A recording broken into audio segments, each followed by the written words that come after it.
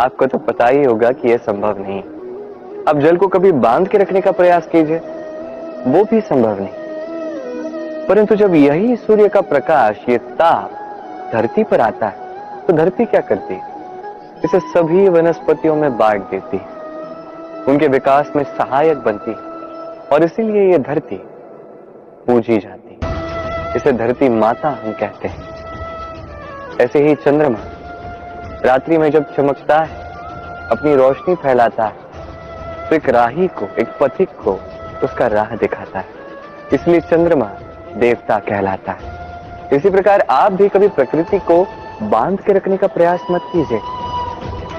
इसे सहेज के रखना सीखिए, इसे बांटना सीख जाए, ठीक प्रेम की भांति। इस प्रेम को कभी भी मुट्ठी में बंद करने का प्रयास मत कीजिए, बल्कि इसे खुले हाथ से बांटना सीख जाइए। ये यदि आप सीख गए तो स्वयं को प्रसन्न रखना भी सीख जाएंगे, दूसरों को प्रसन्न रखना भी सीख जाएंगे। आइए और इसे प्रेम के साथ कहिए, राधे राधे। दुख क्या है? भय क्या है? इसे कुछ इस प्रकार समझिए, जीवन में जब भी आप कुछ प्राप्त कर लेते हैं, उसे खो देने का भय उसी के साथ आ जाता है।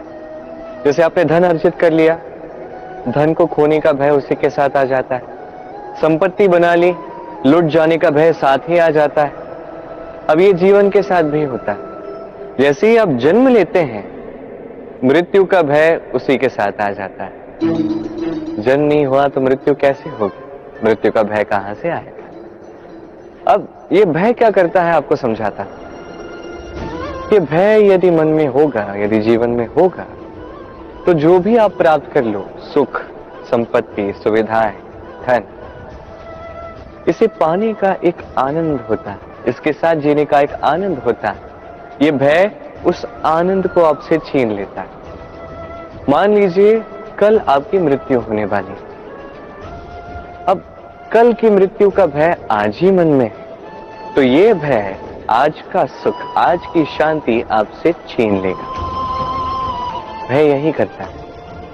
तो स्मरण रखिएगा, भय का साथ जो है वो त्याग दीजिए। जीवन जीने का जो सुख है वो सदैव साथ रहेगा। आइए और मेरे साथ प्रेम से कहिए, राधे राधे। सूर्य को लगता है कि उससे अधिक तेजस्वी और प्रकाशवान और कोई नहीं, तो उसका ये अभिमान तोड़ने के लिए मेघ आ जाते हैं। फिर मेघों का अभिमान बढ़ता है, उन्हें लगता है कि उनसे अधिक घना और कोई नहीं। तभी वायु का एक प्रबल झोंका आता है और मेघों को छिन्न भिन्न कर देता है। अब वायु में अभिमान आता है। वायु सोचती है कि मुझसे अधिक शक्तिशाली और कोई नहीं। यही वायु का झोंका जाके किसी विशाल पर्वत से टकराता है, उस वायु का भी अभिमान चूर चूर हो जाता है। पर्वत सोचता है कि मुझसे अधिक स्थिर और शक्तिशाली और कोई नहीं, तो धरा भूकंप ला देती है और वो विशाल पर्वत चूर चूर हो जाता है। उसका भी अभिमान टूट जाता है। अब धरा में अभिमान आता है। धरा कहती है कि सब कुछ मुझ पे टिका हुआ है, मुझसे अधिक शक्तिशाली कोई नहीं। एक छोटा सा मूषक आता है, धरा में बिल बनाता है, भीतर घुस जाता है। धरा का भी अभिमान टूट जाता है। इसका तात्पर्य